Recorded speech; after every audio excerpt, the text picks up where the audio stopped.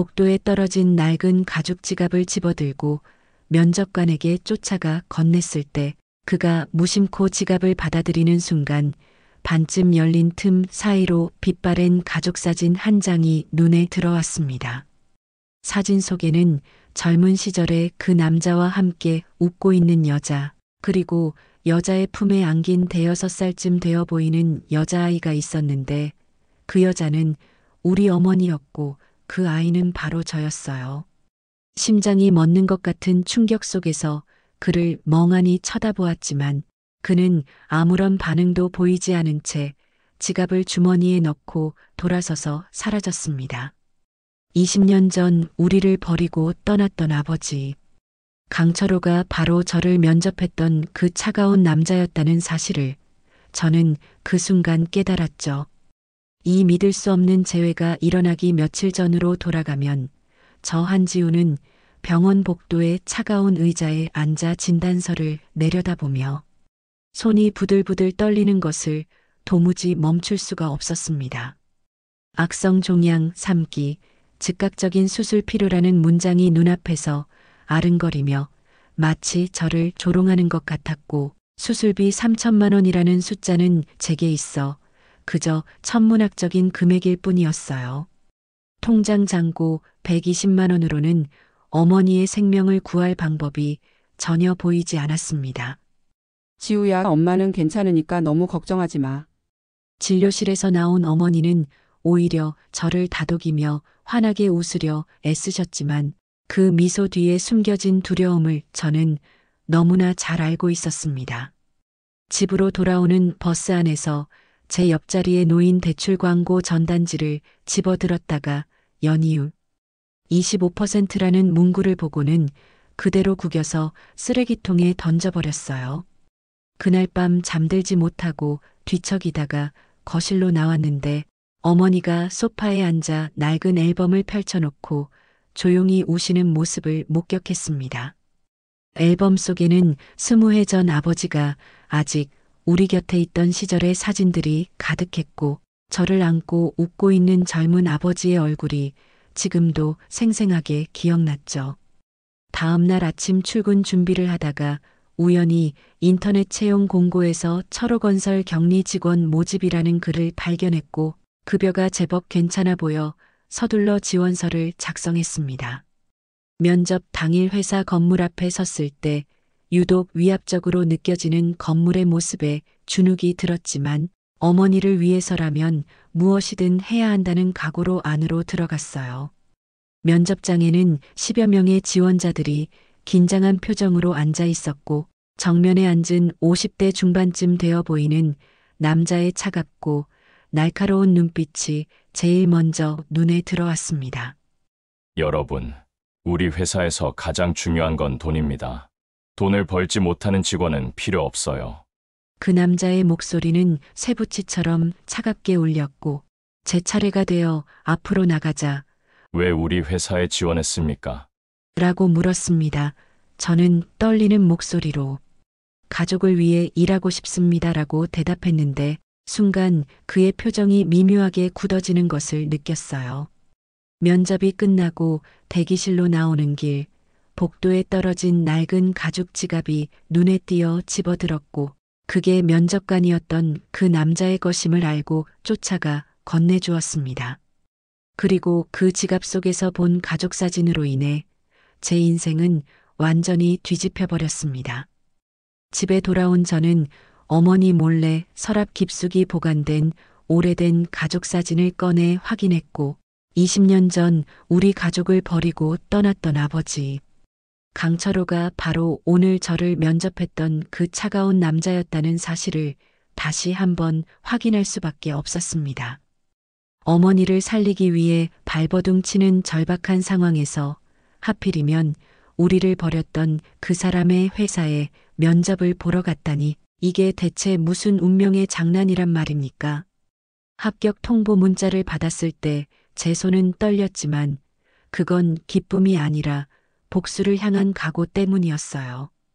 20년 동안 우리를 버리고 살았던 그 남자 곁에서 일하게 된다는 사실이 믿기지 않았지만 동시에 이건 하늘이 준 기회라는 생각이 들었습니다. 첫 출근 날 회사 로비에 들어서자 직원들의 긴장한 표정과 빠르게 움직이는 발걸음에서 이곳이 편안한 직장이 아니라는 걸 직감할 수 있었어요.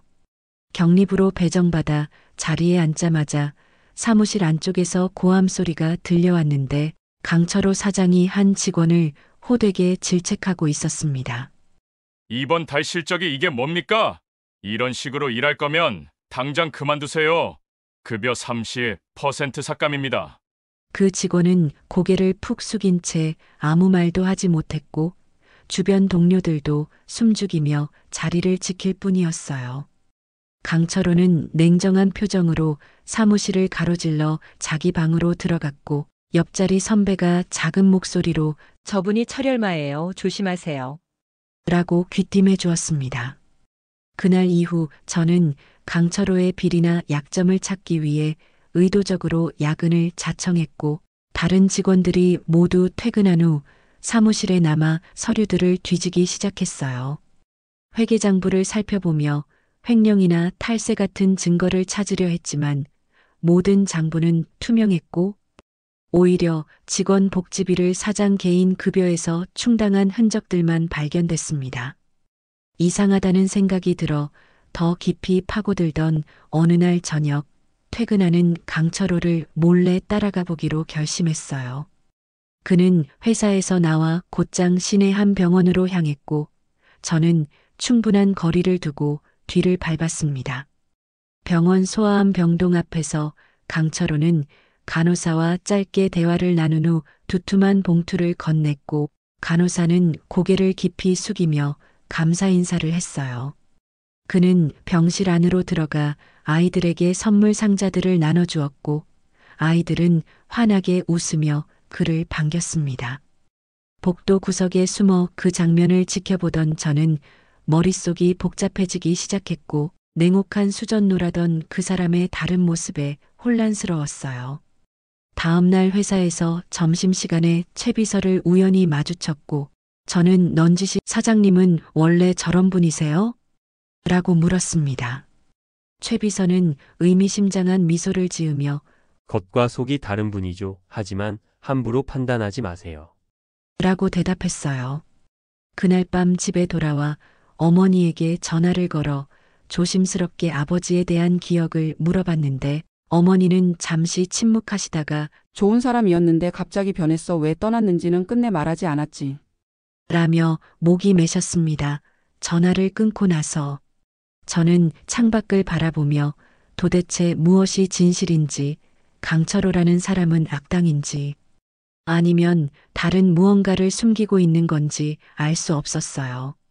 그렇게 저의 첫 주는 복수를 위한 증거 찾기가 아니라 점점 더 깊어지는 의문 속으로 빠져드는 시간이 되어버렸습니다.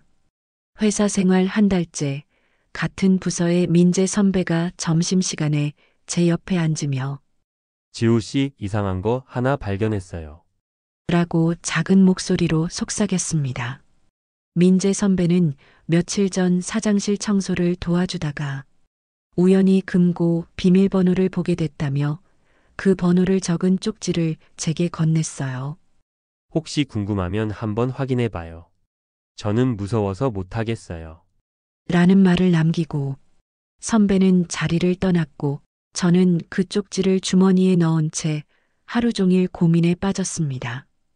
양심의 가책이 들었지만 강철호의 비밀을 알아야 한다는 강박이 더 컸고 결국 그날 밤 모든 직원이 퇴근한 후 사장실로 향했어요.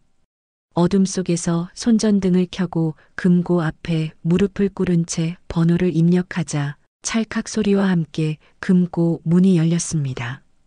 안에는 현금이나 귀중품 대신 낡은 서류 봉투들과 편지들이 가득 쌓여 있었고 제일 위에 놓인 파일을 꺼내 펼쳤어요.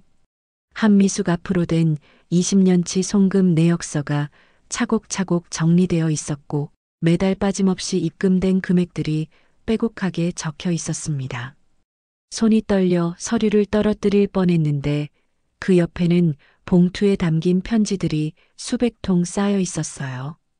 편지 봉투마다 미숙에게라고 적혀 있었지만 단 한 통도 발송되지 않았고 저는 떨리는 손으로 그중 하나를 꺼내 읽기 시작했습니다. 미안해, 보고 싶어. 지우가 학교에서 상 받았다는 소식 들었어. 네, 곁에서 축하해주지 못해. 미안해. 편지마다 짧은 사과와 그리움이 담겨 있었고 어떤 편지에는 눈물 자국으로 보이는 얼룩들이 번져 있었어요. 송금 내역을 자세히 살펴보니 어머니가 받았던 익명의 후원금, 제 대학 등록금, 심지어 최근 어머니 병원비 일부까지 모두 강철호가 보낸 것이었습니다. 가슴이 철렁 내려앉으며 더 깊이 서류를 뒤지자 20년 전 날짜가 적힌 상에 진단서 한 장이 나왔는데 좌수 약지 절단이라는 문구가 눈에 들어왔어요. 진단서 옆에는 가족은 모르게라고 빨간 펜으로 크게 적힌 메모와 함께 5억 원이 넘는 차용증 사본이 함께 보관되어 있었습니다. 왜 이런 걸 숨기고 사신 거예요? 저도 모르게 중얼거린 말이 텅 빈 사장실에 메아리 쳤고 눈물이 볼을 타고 흘러내리기 시작했어요. 20년 동안 쌓아온 원망과 증오가 순식간에 무너지며 그 자리에서 한참을 울다가 정신을 차리고 서류들을 다시 금고에 넣었습니다. 사장실 문을 나서는데 복도 저편에서 강철호가 서류 가방을 들고 걸어오는 모습이 보였고 저는 황급히 고개를 숙인 채 그의 옆을 지나쳤어요. 야근하십니까? 한 대리? 라는 그의 물음에 네, 마무리하고 가려고요라고 떨리는 목소리로 대답했습니다. 그는 더 이상 묻지 않았지만 제 떨리는 어깨를 한참 동안 물끄러미 바라보는 시선을 등 뒤로 느낄 수 있었고 저는 엘리베이터에 올라타서야 겨우 숨을 쉴 수 있었어요. 그날 밤 집에 돌아와 잠들지 못하고 천장만 바라보며 복수해야 할 대상이었던 그 사람이 사실은 누구보다 우리를 사랑했던 건 아닐까 하는 생각에 잠겼습니다. 다음 날 점심시간 최 비서가 조용히 제 자리로 다가와 잠깐 밖에서 얘기 좀 할까요? 라고 말했을 때 저는 어젯밤 일이 들통난 게 아닐까 싶어 심장이 쿵쾅거렸습니다. 회사 근처 조용한 카페에 마주 앉아 최 비서는 한참을 망설이다가 사장님이 한 대리님 아버지라는 거 알고 계시죠? 라며 입을 열었어요. 저는 깜짝 놀라 어떻게 아셨어요? 라고 물었고 최 비서는 쓸쓸하게 웃으며 사장님 곁을 20년 지켰는데 모를 리 없죠. 사장님도 진작 알아보셨을 겁니다. 하고 대답했습니다. 그는 천천히 커피를 한 모금 마시고는 20년 전 이야기를 꺼내기 시작했는데 그 이야기는 제가 알던 것과는 완전히 달랐어요.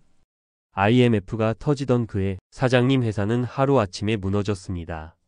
사업 확장하려고 받았던 대출금을 갚지 못하게 됐고 은행 대출로 안 되니까 결국 사채를 쓰게 됐죠. 최 비서의 말에 따르면 강철호는 가족을 지키려고 발버둥 쳤지만 빚은 눈덩이처럼 불어났고 사채업자들이 집까지 찾아와 어머니와 저를 위협하는 일이 벌어졌다고 했습니다. 그날 밤 사장님은 사채업자들한테 끌려가서 손가락을 잃으셨어요. 그리고 결심하셨죠. 가족 곁을 떠나야 한다고. 최 비서의 목소리는 떨렸고 저는 숨을 참은 채 그의 이야기에 귀를 기울였어요. 강철호는 위장 이혼을 하고 모든 빚을 자기 명의로 떠안은 채 가족 곁을 떠났으며 사채업자들에게 가족과는 완전히 연을 끊었으니 건드리지 말라고 했다는 겁니다. 사장님은 20년 동안 하루 두 끼만 드시고 단칸방에서 사셨어요. 번 돈은 전부 빚 갚는 데 쓰고 남은 돈은 한 푼도 빠짐없이 사모님과 한 대리님께 보냈죠. 최 비서는 주머니에서 낡은 수첩 한 권을 꺼내 제게 건넸는데 그 안에는 제 초등학교 졸업식 날짜, 중학교 입학식 날짜, 대학 합격 발표일이 빼곡히 적혀 있었어요. 사장님은 이 날들마다 멀리서 한 대리님을 지켜보셨습니다. 가까이 다가가지는 못하셨지만 단 하루도 잊으신 적이 없으세요. 저는 더 이상 참지 못하고 테이블에 엎드려 울음을 터뜨렸고 최비서는 조용히 제 어깨를 토닥이며 기다려 주었습니다. 한참을 울고 나서 고개를 들었을 때 최비서는 사장님이 냉혹한 척 하시는 건 직원들이 사적으로 의지하지 못하게 당신 과거를 캐내지 못하게 하려는 거예요. 가족한테 피해 갈까 봐 두려워하신 거죠라고. 라고 덧붙였어요. 그럼 왜 이제라도 돌아오지 않으셨어요? 빚을 거의 다 갚으셨다면서요? 제 물음에 최비서는 고개를 저으며 사장님은 아직도 자격이 없다고 생각하세요. 20년이나 버려둔 아버지가 무슨 낯으로 돌아가겠냐고 그냥 멀리서 지켜보는 게 당신이 할 수 있는 전부라고 말씀하시죠. 라고 대답했습니다. 카페를 나와 회사로 돌아가는 길에 저는 휴대폰을 꺼내 어머니께 전화를 걸었고 엄마 아빠 찾았어라고 말하려다가 차마 입이 떨어지지 않아 그냥 사랑해요라고만 속삭였어요. 어머니는 갑작스러운 말에 무슨 일 있느냐고 물으셨지만 저는 아무것도 아니에요. 그냥 하고 싶었어요라며 전화를 끊었습니다. 오후 내내 책상에 앉아 있었지만 일은 손에 잡히지 않았고 사장실 쪽을 바라보며 저 문 너머에 계신 분이 제 아버지라는 사실이 이제는 원망이 아닌 그리움으로 다가왔어요. 한밤중에 울리는 전화벨 소리에 잠에서 깨어났을 때 화면에 뜬 엄마라는 이름을 보는 순간 불길한 예감이 온몸을 휩쓸었습니다. 전화를 받자마자 따님, 보호자시죠? 환자분이 쓰러지셔서 응급실에 계십니다라는 간호사의 목소리가 들려왔고 저는 제대로 옷도 입지 못한 채 병원으로 달려갔어요. 응급실 침대에 누워 산소호흡기를 끼고 계신 어머니를 보는 순간 다리에 힘이 풀려 그 자리에 주저앉을 뻔했고 의사는 차분하지만 단호한 목소리로 일주일 내로 수술하지 않으면 위험하다고 말했습니다. 수술비는 5천만 원으로 늘어나 있었고 중환자실 입원비까지 합치면 제가 평생 모아도 만들 수 없는 금액이었어요.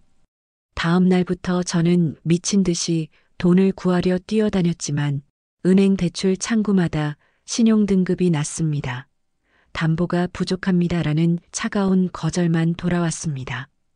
어머니 병원비 때문에 그동안 신용카드를 한도까지 써버린 게 화근이었고 친척들에게 전화를 돌렸지만 우리도 어렵다. 나중에 여유 생기면 도와줄게라는 말만 들었어요. 사흘째 되던 날 회사에 출근도 못하고 병원 복도를 배회하고 있는데 최 비서에게서 전화가 왔습니다. 한 대리님, 혹시 사모님 편찮으시다고 들었는데 괜찮으세요? 저는 눈물을 삼키며 괜찮습니다. 곧 출근하겠습니다라고 대답했지만 목소리는 이미 떨리고 있었어요. 그날 오후 병원 원무과에서 수술비가 입금됐다는 연락을 받았을 때 저는 처음에 잘못 들은 줄 알았습니다. 누가 입금하신 건가요? 라고 물었더니 직원은 익명의 기부자라고 답했고 저는 곧바로 그게 누구인지 알 수 있었어요. 제 안에서 감사함과 동시에 분노가 치밀어 올랐는데 20년 동안 남이었던 사람이 이제 와서 돈으로 아버지 노릇을 하려는 게 참을 수 없었습니다. 병원을 뛰쳐나와 택시를 잡아타고 회사로 향했고 사장실 문을 벌컥 열고 들어갔을 때 강철호는 서류를 보다가 놀란 표정으로 저를 쳐다봤어요. 아버지로서가 아니라 타인의 동정으로 돈을 받으라는 겁니까? 제 목소리는 떨렸지만 또렷했고 강철호는 천천히 자리에서 일어나 지우야 라고 제 이름을 불렀습니다. 그 순간 20년 만에 듣는 아버지의 목소리에 가슴이 미어졌지만 저는 주머니에서 수표를 꺼내 그의 책상 위에 던졌어요. 이딴 식으로 죄책감 덜려고 하지 마세요. 우리가 정말 필요했던 건 돈이 아니라 아버지였어요. 강철호는 수표를 내려다보며 미안하다. 내가 아버지 자격이 없는 건 안다. 라고 말했지만 저는 듣고 싶지 않았습니다. 왜 그때 떠나셨어요? 왜 아무 말도 없이 우릴 버리셨어요? 엄마가 얼마나 힘들게 사셨는지 알아요? 라고 소리쳤을 때 강철호의 눈가에 눈물이 맺히는 게 보였어요. 너희를 지키려고 떠난 거였어. 내가 곁에 있으면 너희가 위험했어. 그의 말에 저는 그건 당신 생각이고 우린 아버지가 필요했다고요. 라며 울음을 터뜨렸습니다. 한참을 서로 말없이 눈물만 흘리다가 저는 등을 돌리고 사장실을 나왔고 복도에서 최 비서와 마주쳤지만 그냥 지나쳐 버렸어요. 그날 밤 강철호는 회사 건물 전체를 담보로 긴급 대출을 받아 다시 한번 병원비를 처리했고 저는 다음 날 아침 원무과에서 그 사실을 알게 됐습니다. 회사까지 담보로 잡히셨대요. 환자분 가족이 정말 대단하신 분이네요. 라는. 직원의 말에 저는 그 자리에서 멍하니 서 있을 수밖에 없었어요. 20년 동안 빚을 갚으며 쌓아 올린 회사를 그 사람은 주저없이 저당 잡혀서라도 어머니를 살리려 했던 겁니다. 회사로 돌아온 저는 최 비서를 붙잡고 사장님이 회사를 담보로 잡으셨다는 게 무슨 말입니까? 라고 다그쳤고 최 비서는 한숨을 쉬며 20년 전 빚의 마지막 잔금 5억을 갚으려던 참이었는데 사모님 수술비까지 필요하시니 회사를 담보로 대출 받으신 겁니다. 라고 설명했어요. 강철호는 일주일 후면 사채업자들에게 마지막 5억 원을 갚아야 했고 갚지 못하면 회사를 넘겨야 하는 상황이었습니다. 그럼 사장님은 어떻게 되시는 겁니까? 라고 묻자 최 비서는 고개를 저으며 회사 매각 계약서에 이미 서명하셨다고 사모님 수술만 무사히 끝나면 된다고 하시더라고 대답했어요. 그날 오후 사채업자 2명이 회사로 찾아와 강철호와 면담하는 모습을 멀리서 목격했는데 그들의 협박하는 듯한 태도와 강철호의 지친 표정이 제 가슴을 후벼 팠습니다. 저녁 무렵 직원들이 하나둘 퇴근할 때 회사 게시판에 폐업 안내라는 공고가 붙었고 사무실은 순식간에 술렁이기 시작했어요. 갑자기 왜 폐업이래? 우리 일자리는 어떻게 되는 거야? 라는 직원들의 불안한 목소리가 들렸지만 아무도 정확한 이유를 알지 못했습니다. 저는 더 이상 참을 수 없어 회의실에 직원들을 모두 모아놓고 강철호의 20년 이야기를 처음부터 끝까지 털어놓았어요. 사장님은 악덕 사장이 아니었습니다. 가족을 지키기 위해 모든 걸 희생하신 분이고 우리를 위해서도 자신의 급여를 깎아가며 복지비를 지원하신 분이에요. 처음에 직원들은 믿지 못하겠다는 표정이었지만 최 비서가 자료들을 보여주자 하나 둘 눈물을 흘리기 시작했습니다. 민재 선배가 자리에서 벌떡 일어나 우리가 회사를 살립시다라고 외쳤고 다른 직원들도 그동안 사장님께 받은 은혜를 갚아야죠라며 동참했어요. 그날 밤 직원들은 자발적으로 월급 반납 동의서를 작성했고 각자 알고 있는 지인들에게 연락해 도움을 요청하기 시작했습니다. 저는 강철호가 20년 동안 도왔던 사람들의 명단을 최 비서에게 받아 하나하나 찾아다니며 사정을 설명했고 소아암 병동 아이들의 부모들은 은인을 도와야죠라며 적극적으로 모금 운동에 나섰어요. 소식은 SNS를 통해 빠르게 퍼져나갔고 강철호가 20년간 익명으로 행했던 선행들이 하나둘 세상에 알려지기 시작했습니다. 철혈마 아니었네. 진짜 영웅이었어. 이런 사장님을 도와야 해라는 댓글들이 수천 개씩 달렸고 지역 언론에서도 취재 요청이 들어왔어요. 사흘 만에 2억 원이 모였고 나흘째 되는 날 3억 5천이 모이면서 희망이 보이기 시작했습니다. 하지만 아직 1억 5천만 원이 부족했고 기한은 이틀밖에 남지 않았어요. 저는 은행으로 달려가 제 전 재산인 1,000만 원을 인출했고 어머니 몰래 분식집 권리증을 들고 대출 상담을 받았습니다. 이 건물로 대출받을 수 있는 최대 금액은 1억입니다라는 은행원의 말에 저는 주저없이 대출 신청서에 서명했어요. 그날 밤 병원에 누워 계신 어머니께 조용히 다가가 엄마 아빠 찾았어요.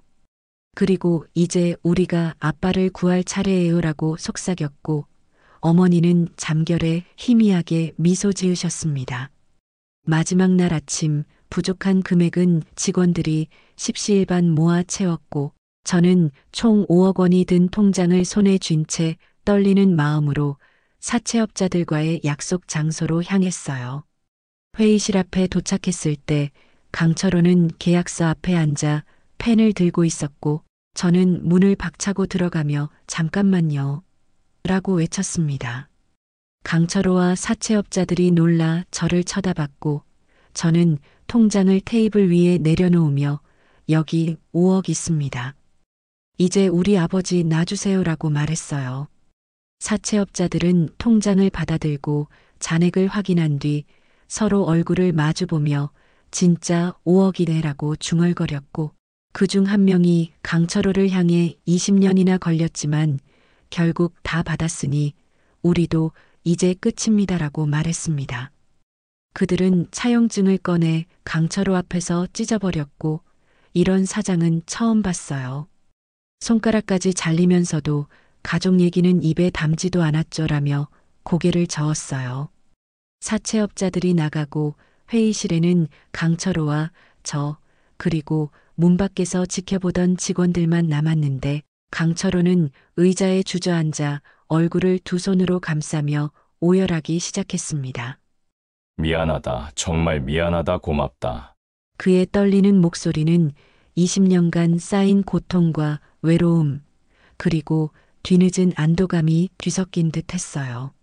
저는 천천히 강철호 앞으로 다가가 무릎을 꿇고 앉으며 아빠, 이제 그만 혼자 아파하세요라고 말했고 그 순간 강철호는 고개를 들어 저를 바라봤습니다. 지우야, 정말 미안해. 아빠가 너무 미안해. 그는 떨리는 손을 뻗어 제 머리를 쓰다듬었고 20년 만에 느껴보는 아버지의 손길은 거칠었지만 따뜻했어요. 저는 더 이상 참지 못하고 강철호의 품에 안겨 몰라봐서 미안해요. 오해해서 미안해요. 그동안 얼마나 힘드셨어요 라며 목 놓아 울었습니다. 강철호도 저를 꽉 끌어안으며 아빠가 미안하지. 내가 잘하는 모습을 곁에서 못 봐줘서 힘들 때 안아주지 못해서 정말 미안해. 라고 되풀이했어요. 회의실 밖에서 지켜보던 직원들도 하나둘 안으로 들어와 강철호를 감싸 안았고 사장님, 이제 우리가 가족입니다라는 한 직원의 말에 모두가 눈물을 흘렸습니다. 한참을 그렇게 울고 난 뒤 저는 강철호의 손을 잡고 아빠, 엄마한테 가요. 엄마가 기다리고 계세요라고 말했고 아버지는 본인이 어떻게 무슨 낯으로 보냐며 망설였지만 저는 그의 손을 더욱 꽉 잡으며 엄마는 다 알고 계셨어요. 아빠가 보낸 돈도 빚 때문에 떠난 것도 모든 걸 알고 계셨다고요라고 말했습니다. 아버지의 얼굴에 놀라움과 동시에 희망이 번져갔고 저는 그를 데리고 병원으로 향했어요. 병원 복도를 걸으며 아버지는 계속 정말 괜찮겠냐며 엄마가 날 용서해 줄까? 라고 물었고 저는 매번 괜찮아요. 엄마는 아빠를 사랑하셨어요. 지금도 사랑하세요라고 대답했습니다. 어머니 병실 문 앞에 섰을 때 아버지는 손이 떨려 문고리를 잡지 못했고 제가 대신 문을 열어드렸어요. 침대에 누워 계시던 어머니는 문이 열리는 소리에 고개를 돌렸고 문 앞에 선 아버지를 보는 순간 눈이 커지더니 천천히 미소를 지으셨습니다. 왔구나. 오래 걸렸네. 어머니의 첫마디에 강철호는 그 자리에서 무릎을 꿇고 미수가 미안해, 정말 미안해라며 울먹였어요. 어머니는 침대에서 일어나려 애쓰셨고 저는 황급히 다가가 어머니를 부축해드렸습니다. 알고 있었어. 당신이 보낸 돈이라는 것도 빚 때문에 떠난 거라는 것도 다 알고 있었어. 어머니의 말에 강철호는 고개를 들어 그럼 왜 찾지 않았어? 라고 물었고 어머니는 눈물을 흘리며 당신이 돌아올 때까지 기다리기로 했어. 당신도 힘들 텐데 내가 더 힘들게 할 수는 없었잖아. 라고 대답하셨어요. 강철호는 어머니께 다가가 20년 만에 그 손을 잡았고 두 사람은 말없이 서로를 껴안으며 눈물로 세월의 빈자리를 채워갔습니다. 저는 그 모습을 지켜보며 조용히 병실 밖으로 나왔고 복도 창가에 기대어 서서 마침내 우리 가족이 다시 하나가 되었다는 안도감에 가슴이 벅차올랐어요. 20년이라는 긴 터널을 지나 우리는 마침내 빛을 찾았고 그 빛은 어떤 어둠보다 눈부시게 따뜻했습니다. 그로부터 6달이 흐른 어느 화창한 가을날 철호건설 사옥 앞에는 대한민국 직원 복지 우수기업 편판이 걸렸고 지역 신문사 기자들이 취재를 위해 몰려들었습니다. 강철호는 이제 더 이상 냉혹한 가면을 쓰지 않았고 아침마다 직원들과 함께 커피를 마시며 허물없이 이야기를 나누는 모습이 자연스러웠어요. 사장님, 오늘 점심은 뭐 드실래요? 직원들의 질문에 오늘은 우리 와이프가 만든 김치찌개 먹어야지라며 환하게 웃는 강철호의 얼굴에서 20년간의 그림자는 완전히 사라져 있었습니다. 회사는 투명 경영과 직원 중심 복지로 오히려 이전보다 더 성장했고 거래처에서도 철호건설만큼 신뢰할 수 있는 회사가 없다며 계약을 먼저 제안해 올 정도였어요. 저는 격리부장으로 승진해 아버지를 보좌하며 회계의 모든 과정을 투명하게 공개했고 직원들도 회사 경영에 적극적으로 참여하는 시스템을 만들었습니다.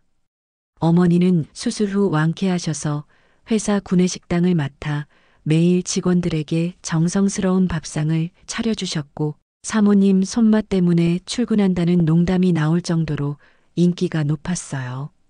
오늘 반찬 더 만들어야 할 것 같다는 어머니의 부름에 저는 점심시간마다 식당으로 내려가 함께 요리를 했고 그 시간이 하루 중 가장 행복한 순간이었습니다. 어느 날 뉴스에서 과거 강철호를 괴롭혔던 사채업자들이 불법 대부업과 폭력으로 경찰에 검거됐다는 소식이 흘러나왔고 악은 결국 심판받는구나라는 생각에 마음 한편이 후련했어요. 그 무렵 강철호가 20년간 익명으로 도왔던 사람들이 하나둘 회사를 찾아와 감사 인사를 전했는데 사장님 덕분에 아이가 대학 갔습니다. 그때 도움 없었으면 저희 가족 다 무너졌을 겁니다라는 말들이 이어졌습니다. 강철호는 그럴 때마다 손을 내저으며 제가 한 게 아무것도 없습니다. 그저 당연한 일을 했을 뿐이에요라고 겸손하게 대답했지만 그의 눈가에는 뿌듯함이 가득했어요. 지역 신문에서는 숨은 영웅, 강철호 사장의 20년 헌신이라는 제목으로 특집 기사를 실었고 시청에서는 모범 기업인상 수상 요청이 들어왔습니다. 아빠, 이제 유명인이시네요 라고 놀리자 강철호는 쑥스러운 표정으로 그런 거 필요 없어.